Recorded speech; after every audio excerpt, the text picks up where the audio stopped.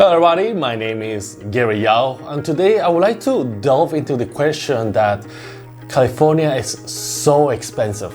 Should I buy out of state? Now, people are living in California for several reasons, and this includes, well, the high cost of living.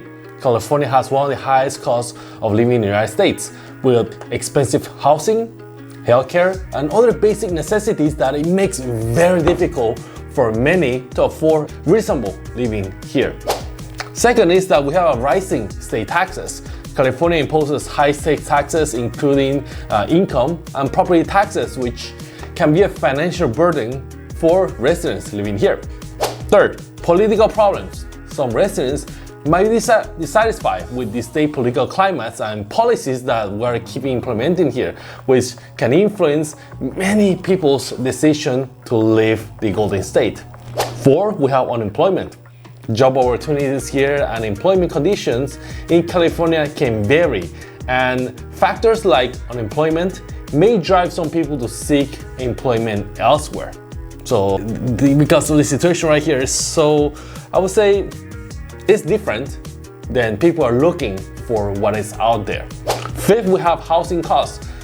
This is a big one, and well, high costs of housing, especially in urban areas, makes it very challenging for individuals and families to find affordable houses. This leads for them to consider moving to a more affordable region. Now consider this. The median price here in Los Angeles is $750,000. Orange County is $950,000 for a single family house. In San Diego, it's a whopping $1 million for a single family house. This makes San Diego the most expensive county in the whole US. So in contrast that with the median price nationwide of $430,000. That means that if you're moving from, let's say, from San Diego to somewhere in the Midwest, you could potentially buy something for 1/3 of the price that you're spending in San Diego. Six, we have social disorders. Some areas in California face issues related to crime, vandalism, and social disorder, which can influence residents' decision to leave for safety reasons. People living in California are often drawn to other states and cities that offer a lower cost of living, potential better job prospects, and different quality of life. These reasons collectively contribute to the ongoing trend of people leaving California for alternative living options. However, after the pandemic, we're seeing the population slowly coming back to California, and I can tell you some of the reasons is friends and family. Many people return to California to be closer with families and friends who reside in the state. The social and familial connections can be a strong incentive for a return. I can tell you that one of my acquaintances, well, he was my manager like a few years back. He moved to Seattle, and after a stint of 2 years living there, he came back. He decided to move back and return to work here in Los Angeles. So it's not uncommon, although anecdotal, I can see that people's and acquaintances of mine, friends of mine, are actually coming back as well. We have job opportunities. California is home to a very diverse job market, especially industries like technology, entertainment, and healthcare. Some individuals might come back for a promising career prospects here. California is actually the 5th largest economy in the world, placing it between United Kingdom and Germany. And talking about jobs, all those people that move out of state to work from home, now they have been proved that the efficiency isn't as good as if they were working physically in the office. The networking, the brainstorming is not the same when you're sharing the office space, trying to come up with new ideas, as if you were to just talk to your team in a screen. It doesn't work the same. We're human and we want that, we need that interaction. Do you guys remember when everything was doing Zoom during the pandemic and people were having mental issues, mental problems because we were separated? Well, Same can go for a company that their employees are not working together. Now, all these Fortune 500 companies and tech companies are requiring their workers to come back and show up to work. Otherwise, they'll be fired. Many professionals would not risk their six-figure income to find another job that pays the same amount in the Midwest.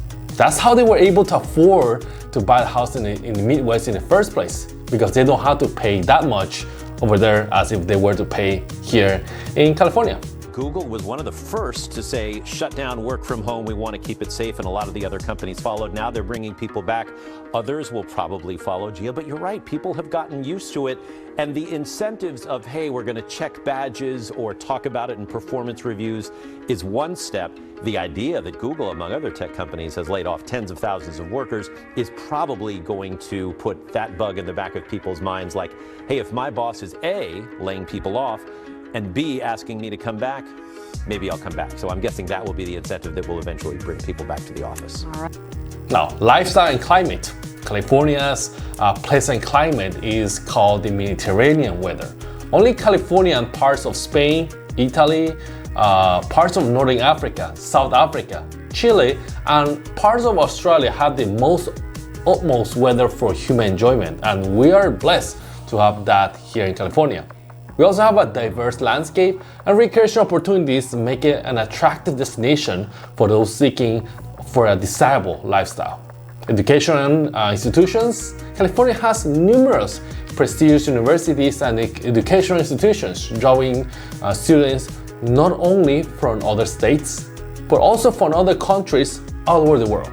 Let me ask you, do you think that these students will pay for a place to stay no matter the price?